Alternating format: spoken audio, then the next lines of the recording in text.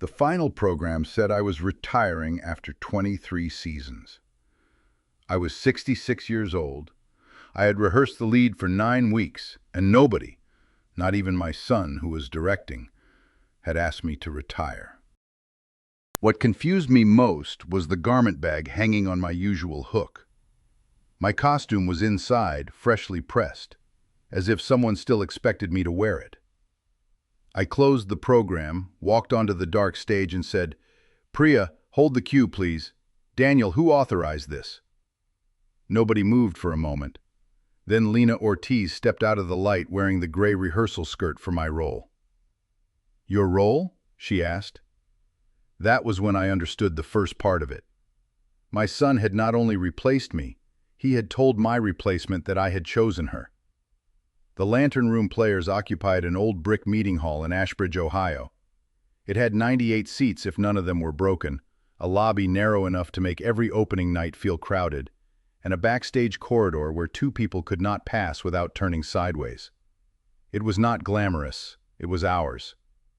I had joined when Daniel was 16. Back then, he painted scenery on Saturdays and pretended not to watch me rehearse.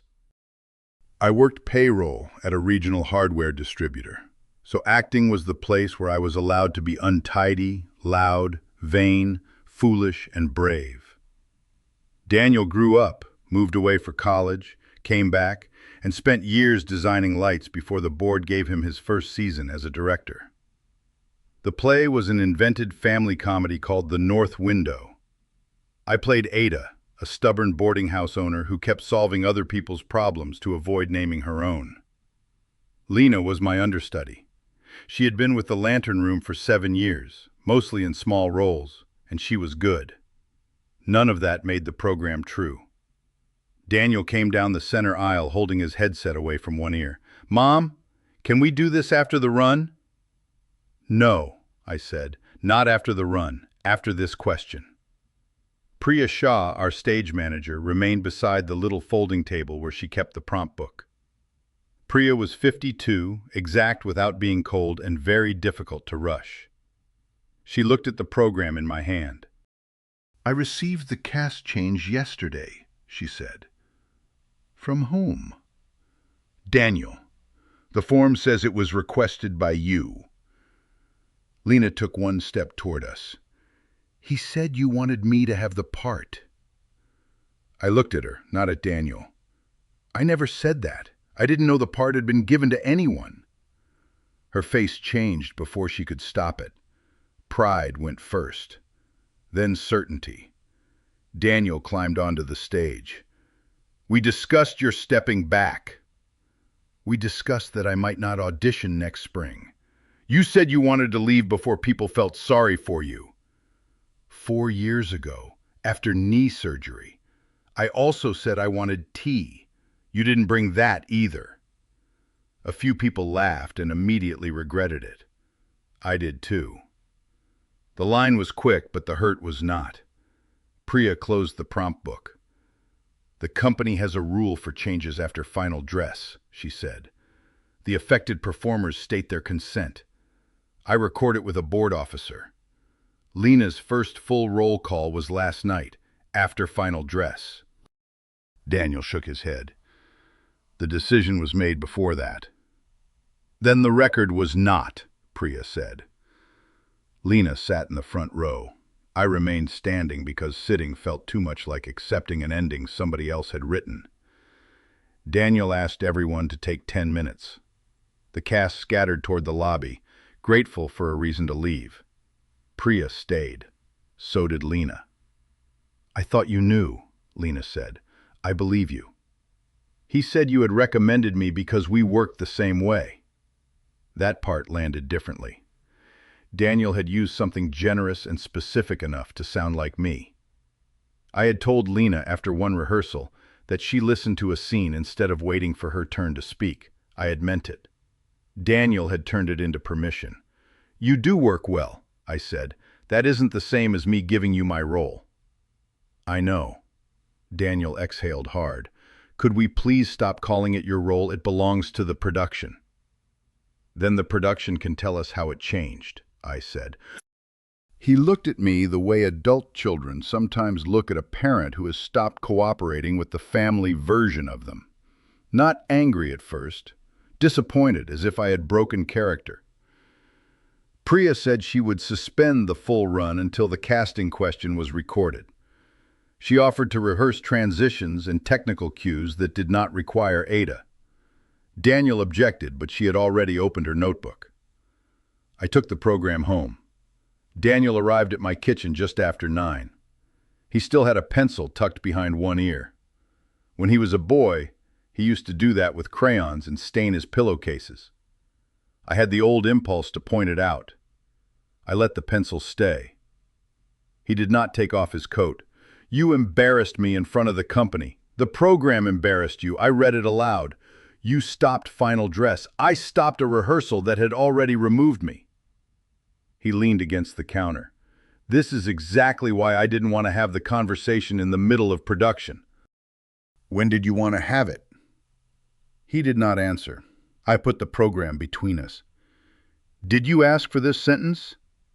The board wanted a reason for the change. "Did you write that I was retiring?" I approved it. "Did you tell Lena I chose her?"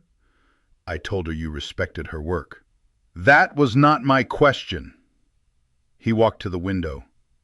My kitchen looked over a narrow backyard and the top of the neighbor's garage. There was nothing dramatic to see, which may have been why he kept looking. "Yes," he said, "I told her you thought she was ready. She is ready to be considered. She was not ready to be lied to." He turned then. "And what was I supposed to do? Ask my mother to give up the center of my first production?" There it was. Not age, not pity, the center. "You cast me," I said, "because you were the best audition." "Then you knew what people might say?" "I knew what they did say, that you helped me get the season, that I picked a safe play for you. That every note I gave you was either favoritism or a son correcting his mother." I had heard smaller versions of those comments.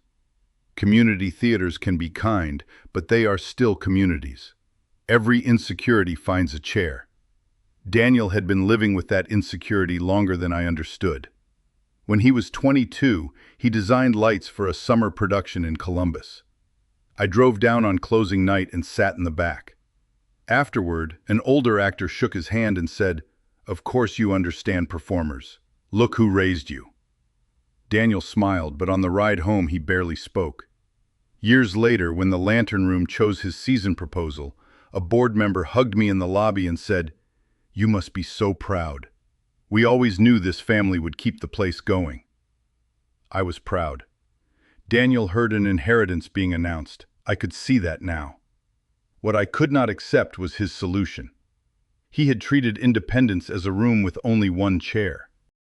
If I remained visible, he believed there was no place for him to stand. "You could have asked me not to audition," I said, "and then everybody would say I was afraid to direct you. You could have cast Lena from the beginning. You had the better audition. You keep saying that as if it makes the rest kinder." He took the pencil from behind his ear and set it on my counter. "I thought once rehearsals started you would see how much it cost me to direct my own mother." "I saw it. I also took every note you gave me. That made it worse sometimes. Because I did the work? Because then people told me how professional you were." I finally understood the impossible test he had built. If I resisted him, I was a mother interfering with her son's authority. If I accepted his direction well, I became the proof that he owed his success to me. There was no performance I could give that would settle a fear he had not named. "So you proved you were independent by making my decision for me." I was trying to make a hard, artistic choice. "Then call it yours. Do not put my retirement around it like a ribbon." He softened for half a second. "You once told me you wanted to go before people pitied you." "I was frightened after surgery. I said many things. You chose the sentence that helped you." Daniel looked tired then, and younger than 39. I loved him. That did not make his tiredness evidence. "Correct the program," I said. They're printed, 200 copies. Correct the statement. And tell everyone I fired my mother? Tell them you changed the cast. That is what you did. You make it sound simple. It is simple. It is not easy. He left without answering. Through the window, I watched him sit in his car for almost a minute before the headlights came on. The next morning, I met Priya and Martin Cole in the theater office. Martin was the board secretary and the lobby volunteer for opening weekend. He had known Daniel for years, but had no part in casting the show. That mattered to Priya, and by then it mattered to me. The office contained one desk, 3 mismatched chairs, and shelves of old programs. I did not enjoy seeing 23 years of other people's names while mine sat incorrectly in my handbag. Martin read the new program twice. "We can hold these at the lobby table," he said. "We cannot afford to reprint them." "I am not asking the theater to throw away 200 programs," I said. "We can make an insert once there is a casting decision. Actual performer, actual role, 1 sentence about the retirement notice being unauthorized." "Unauthorized by whom?" "By you." That was enough. I did not need the lobby to become a courtroom. Priya explained our production rule in plain terms. After final dress, the lantern room required a principal casting change to be stated by the affected performers and recorded by the stage manager with an uninvolved board officer. It was our safeguard, not a law or a rule for every theater.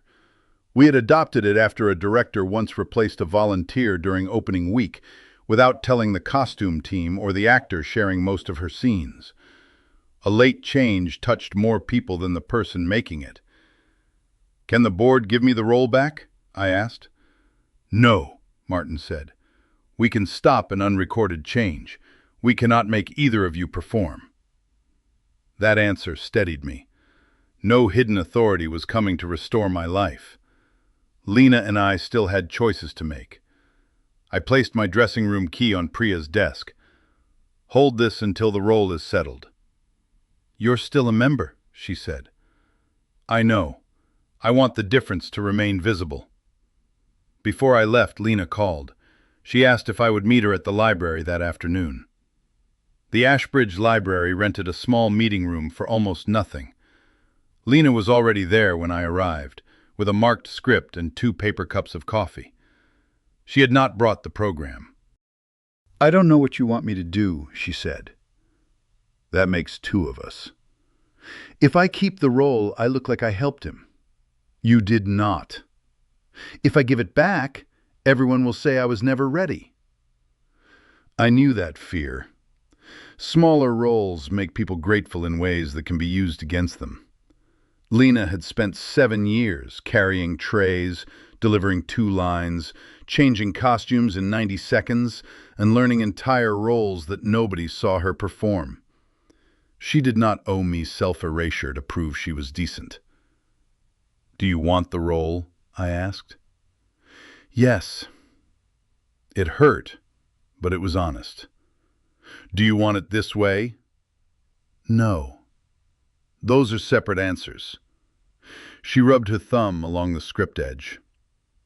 "Daniel started coaching me 3 weeks ago. He said it was because an understudy should be ready.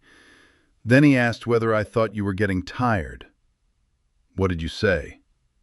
"That everyone was tired." I smiled despite myself. "Last week he said you wanted me to run the whole part after final dress. He told me not to make a fuss because you were sensitive about the retirement." "He told me none of that." "He also asked me to keep sending you rehearsal notes. He said you might help with continuity even after stepping out." That was the second part of the answer. Daniel wanted me absent from the program and available to the production. He did not think I was incapable. He thought my capability could be separated from my name. Lena opened the script to the final scene. "There is one transition I cannot make feel right." "Do you want my opinion?" She looked up, surprised by the question, then she nodded. We stood. She read Ada's line, crossed too quickly to the imaginary window, and turned before the other character's answer had landed. "You're arriving before your scene partner," I said. Let her change you. Lena tried it again. She waited through one breath. The scene became quieter and better. That's what Daniel said you do, she told me. Then he noticed something true. We agreed on one rule of our own. Neither of us would decide for the other, and neither of us would accept Daniel's report of what the other wanted. We would speak directly. Before we left, Lena told me why the role mattered so much. She had auditioned for Ada 2 years earlier, when another company considered the same play. That production had folded before rehearsals. Since then, she had been told 3 times that she was dependable enough to understudy, but not settled enough to carry a whole evening.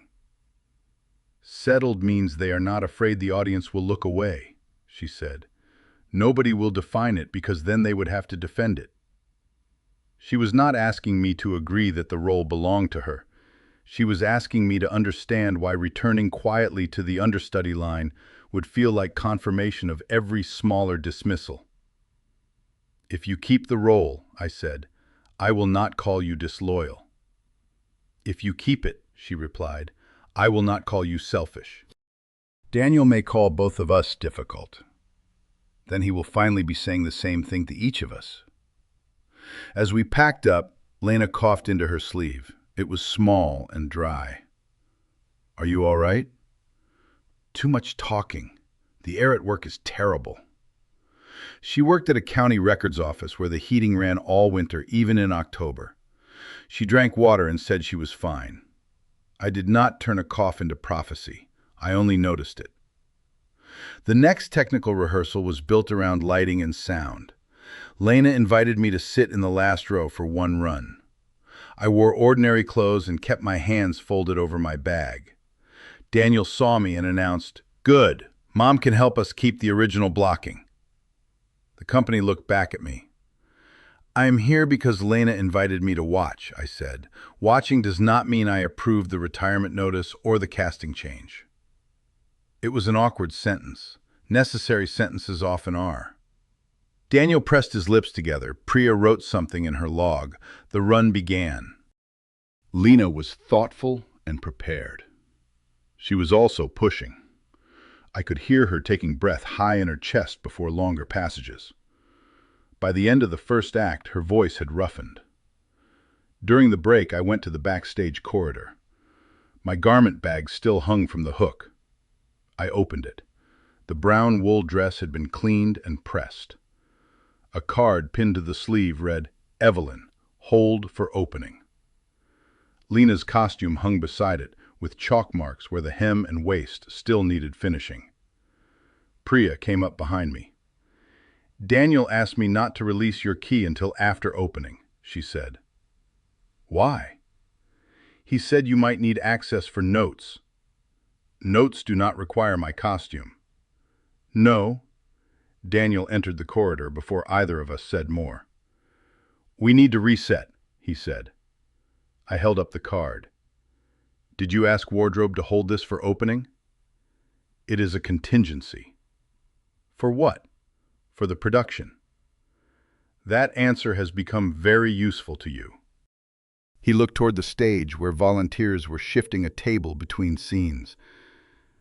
"If something happens, you know the part." "If what happens?" "Anything. Lena gets sick, the costume is not ready, we lose another rehearsal." Lena stood at the other end of the corridor. I do not know how long she had been there. "You told me the costume shop wanted hers as a reference," she said. Daniel did not answer. That was the moment I stopped believing he had simply handled a difficult choice badly. He had built 2 outcomes. In one, Lena succeeded and I disappeared gracefully. In the other, Lena struggled and I stepped back in without requiring him to admit what he had done. Either way, he remained the son who had managed his aging mother with compassion. Lena returned to the stage. I zipped the garment bag and left it hanging. Daniel followed me outside after rehearsal. The October air had turned sharp. "You are making everything harder," he said. "For whom?" "For 50 volunteers. For people who bought tickets. For Lena, who now thinks every choice she makes is a referendum on you. You made her choice about me when you lied to her. Fine. I handled it badly. But if her voice goes, I need to know you will cover. Ask me as a performer. I am asking. No, you are asking your mother to promise before you correct what you said. He shoved his hands into his coat pockets. What exactly do you want? If Lena cannot perform, I will come to the theater. I will warm up. I will consider going on if Lena states what she wants. I state what I want, and Priya records the change with Martin. If I perform, the lobby will name me as the performer. The retirement notice will be corrected. You want me to put a family argument in the lobby? I want the lobby to know who is on stage. And if I refuse, then you will find another truthful plan. He stared at me. Say it back, I said. What? My answer. He spoke like a man reading a line he disliked. You will come. You will only perform if Lena agrees. You agree. Priya records it and the program is corrected. Thank you. Then stay home, he said. He walked away before I could answer. A minute later, my phone sounded. Priya had sent the official opening day call sheet. My name was listed under Hold with a note. Requested by Lena Ortiz. That night, my costume remained at the theater. At home, I laid a plain black rehearsal dress across my bed. I could have refused to attend. Part of me wanted to. A clean absence has dignity. It also leaves other people to live with the meaning assigned to it. Lena called at 8. I asked Priya to include you, she said. Her voice was soft. Are you worse? I can talk. I cannot do 2 hours. Have you decided what you want? I want to try the warm-up tomorrow. I want the decision to be mine if I stop. All right. Will you come? I looked at the black dress. Yes. I am not wearing the costume until we have an agreement. Good. Lena, if you choose to perform, I will support that. If you choose not to, I will not call it giving me the role back. She was quiet for a moment. And if you perform, I will not let him put my name on it. That was not a strategy. It was simply two adults refusing to be used as explanations for each other. Opening day arrived, clear and cold. I reached the lantern room at 4. The show began at 7:30. Lena was in the green room, wrapped in a cardigan, speaking as little as possible. I had heard her voice catch at the library and roughen through technical rehearsal. Now she completed part of the warm-up, tried one sustained passage, and shook her head. For the next 40 minutes, no one argued. That was important. Priya moved through the practical questions one at a time. Could Lena perform a shortened version? No, the licensed text and the shape of the role did not make that a workable choice. Could the show be postponed? Yes, but the next available weekend was 3 weeks away, and several volunteers could not return. Could an audience announcement substitute for printed credit? Martin said it could identify the performer, but it would not correct the retirement statement already in every program. Wardrobe finished Lena's alterations anyway because her choice for later in the run still mattered. The sound operator checked my microphone from storage. Nobody behaved as if my return were inevitable. I stood at the edge of the green room and watched people do their work. This was the cost Daniel kept invoking, and it was real. Volunteers had arranged childcare, changed work shifts, built walls, sold tickets, and learned cues. Their effort did not belong to Daniel. It did not belong to me either. Protecting it mattered. The question was whether protecting shared work required one person to surrender her name. Priya brought my garment bag but left it zipped. I will not ask you to change until there is a recorded decision, she said. That small act kept the pressure where it belonged. Readiness was not consent. I cannot sustain it, she told Priya. Daniel paced once across the room. We have a solution, he said. Mom goes on. The program's already named Lena, so we call it an emergency cover. No announcement. We fix the website tomorrow. Lena looked at him. The audience would think I performed. Most of them will not know the difference. I will. Lena, this is not the moment for pride. She stood. Her voice was rough, but the words were clear. You told me Evelyn chose me. She did not. You told her I was the cast change. I was not. Now you want her work under my name. I do not consent to that. Daniel looked at me. Mom? My answer has not changed. Martin entered, carrying a stack of blank cream paper. He had brought a small office printer from home, the kind that took a full minute to wake up. I can print an insert, he said. Actual performer, actual role, and one line stating the retirement notice was not authorized by Evelyn. Nothing about the family disagreement.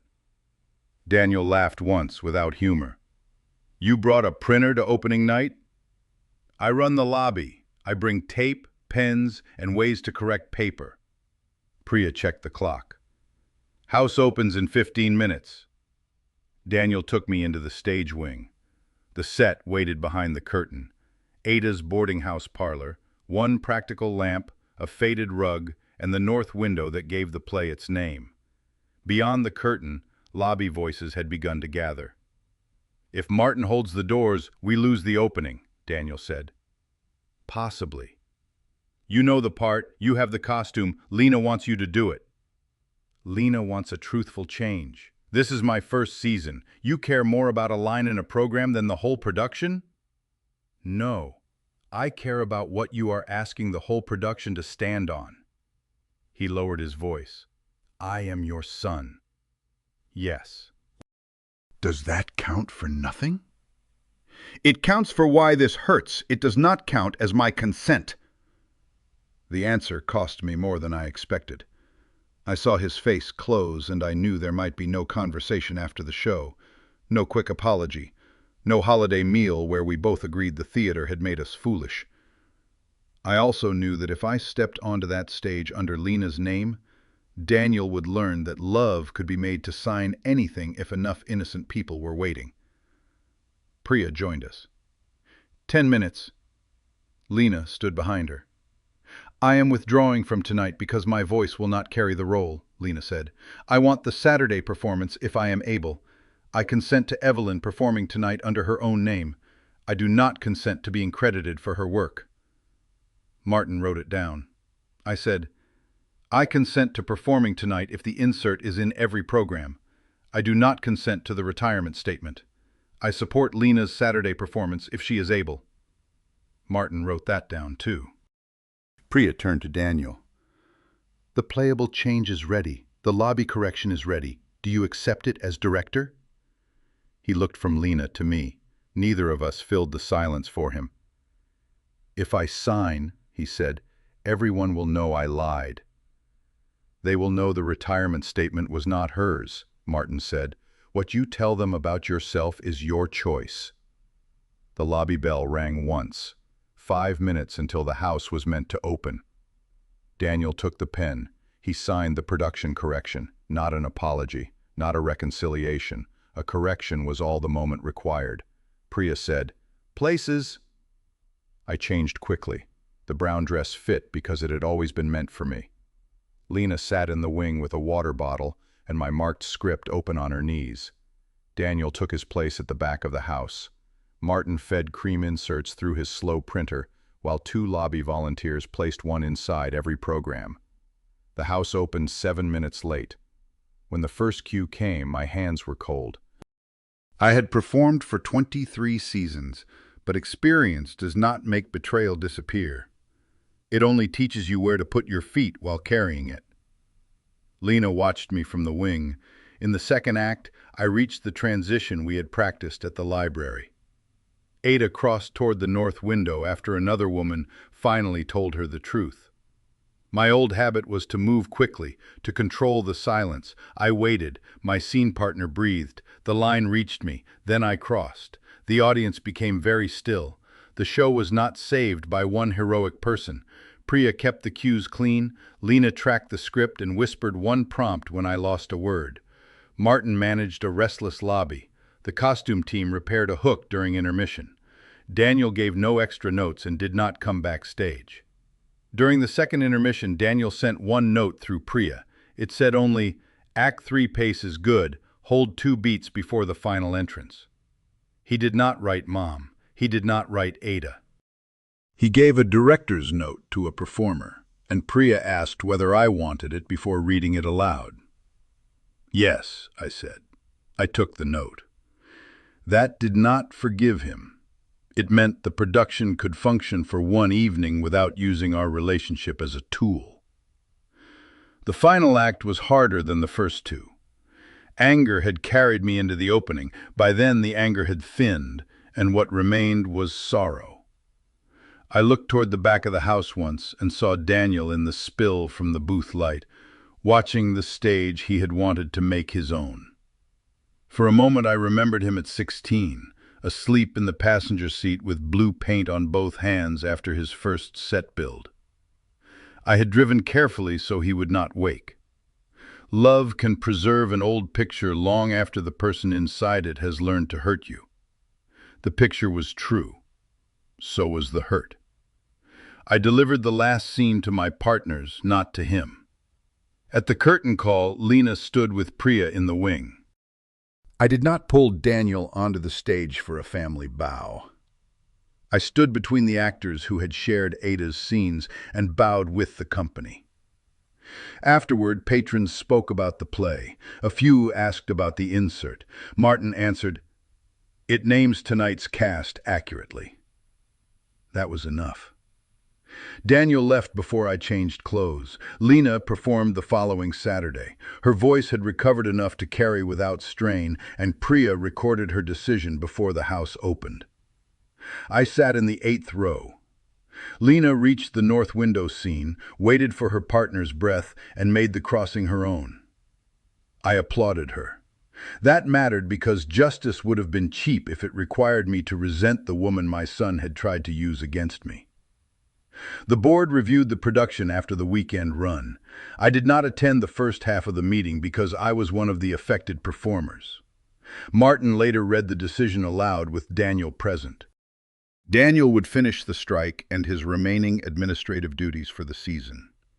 He would not control casting the following season. Future productions would use a small panel, and any director with a close family member auditioning would disclose that relationship before decisions were made. He did not lose his job.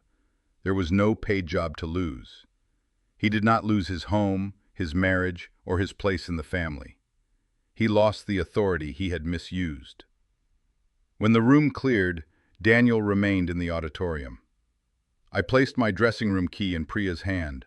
The run was over. I was still a member. "Can we talk?" Daniel asked. "We can talk for 10 minutes. He stood in the aisle. I sat in the front row. "I am sorry it became this," he said. "What is this?" "A board matter, a public correction, everyone choosing sides." Lena chose her own name. I chose mine. That is not the same as choosing sides. He rubbed his forehead. "I made an artistic decision badly." "You made a family decision and dressed it as an artistic one." "You still think I wanted to humiliate you." "I think you wanted the benefit of my work without the inconvenience of my choice." He did not deny it. He was not ready to name it either. "I cannot repair this for you," I said, "and I am not ready for coffee, dinner, or a long conversation that ends because we are both tired. If you contact me, speak for yourself. Do not tell me what the theater thinks, what Lena wants, or what would be easier for everyone." "How long?" "I do not know. You are my mother, I know. That is why I am telling you the truth instead of disappearing." He left through the side door. I did not follow. Once the board's consequence was visible, the quieter work began. I had spent so long preparing for the north window that Tuesday and Thursday evenings felt misplaced. People from the company called with kind intentions. Some wanted details. Some wanted to assure me they had always distrusted Daniel. I thanked them and declined both invitations. I also learned that a visible consequence does not remove private embarrassment. I went to the grocery store on a Wednesday morning and saw one of our regular patrons near the apples. She told me I had been wonderful, then lowered her voice and asked whether the retirement notice had been a publicity trick. No, I said. It was corrected because it was not my decision. She waited for more. I asked how her husband was doing after his ankle injury. We spoke about that instead. At home, I wondered whether I had protected Daniel by changing the subject. Then I realized I was protecting myself. Accuracy did not require me to become the public narrator of his worst choice. There were other practical changes. The theater published the new casting panel process before the next auditions. Priya asked each person privately whether their availability could be shared with the whole company. Martin added a line to the change form for the affected performer's own words. None of those steps had my name on them. That made me trust them more. Lena called for a different reason. "Would you help me start a reading night?" she asked. "No production, no fixed leads, just scenes." "What would you want me to do?" "Read when you want, coach when someone asks. Help us make rules that do not turn you into the answer to everything." That last part persuaded me. We started with 8 adults in the rehearsal studio. Priya brought folding chairs, Martin brought pencils, but, on Lena's instructions, no printer. We put names into scenes only after asking people directly. Anyone could decline without explaining. If someone wanted coaching, they asked the person they wanted. Advice was not a tax paid to the most experienced person in the room. At first, the group leaned on me too much. A man named Curtis asked where every chair should go. Priya asked whether I approved the scene order. Lena looked at me whenever a silence lasted more than 3 seconds. On the second month, I said, "I can be here without running it." Nobody applauded. They simply changed what they were doing. Curtis placed his own chair. Priya chose the order. Lena let a silence remain until the actor inside it made a choice. In the third month, Lena led the whole evening while I read 2 small roles. In the fourth, I stayed home with a cold. The reading happened without me. No one called to ask where the chairs belonged. When I returned the next month, the chairs were in a wide oval instead of rows. Curtis had chosen it because the readers could see one another. It was better than the arrangement I would have made. Lena asked if I wanted to coach a pair working on a difficult scene. I said no, I wanted to read that evening. She nodded and asked Priya. Nobody treated my refusal as evidence that I was withdrawing, aging, offended, or planning to leave. It was one answer to one request. That sounds like a small freedom until you have lived without it. That was one of the clearest signs of recovery. The thing I loved could continue without consuming me, and I could return without having to rescue it. Daniel sent 3 messages during those months. The first said, "I hope you are happy with what the board decided." I did not answer. The second said, "People keep asking me how you are." I replied, "Please tell them to ask me." The third came in March. "Would you like coffee next Sunday? Just me. I will understand if the answer is not yet." I read it twice. Then I wrote, "Not yet. Thank you for asking me directly." He answered, "Understood." That was not reconciliation. It was one changed behavior, small enough to trust only for what it was. 6 months after opening night, Lena and I read a scene together at the monthly gathering. There were 11 adults in the room. No programs, no formal audience, no one waiting to decide whose season had ended. Near the beginning, I missed an entrance because I was still looking down at the page. The room went quiet. Months earlier, Lena might have rushed to cover for me, afraid that waiting would embarrass me. Daniel might have decided the pause proved something permanent. Lena did neither. She looked across the open space and asked, "Ready?" I lifted my head. "Ready," I said. Then she gave me the cue and I entered in my own time.